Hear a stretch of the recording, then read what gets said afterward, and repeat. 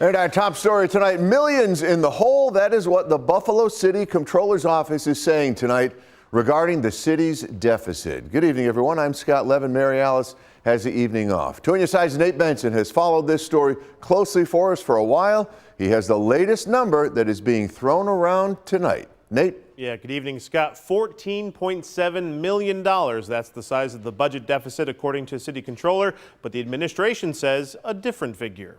Now, if you thought we could go a week in the city of Buffalo without talking about City Hall's finances, well, I have an expressway tunnel to sell you. Last week, we told you that the city controller wanted to tap into the so-called rainy day fund in order to close out the books for fiscal year 24-25. But at the time, she didn't say what that figure actually was. Now her office is giving some clarity. In a press release Wednesday night, the controller's office pegged the operational deficit at $14.7 million.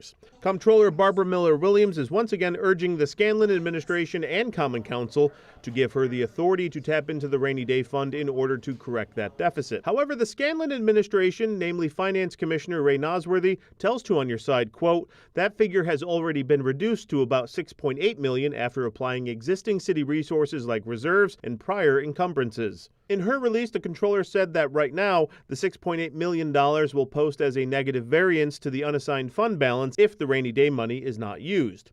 I reached back out to the controller's office to try and clear up some of this confusion. Our whole thing is when you show a negative $6.8 million unassigned. Unassigned is normally funding that's not accounted for, where the city can do anything with that.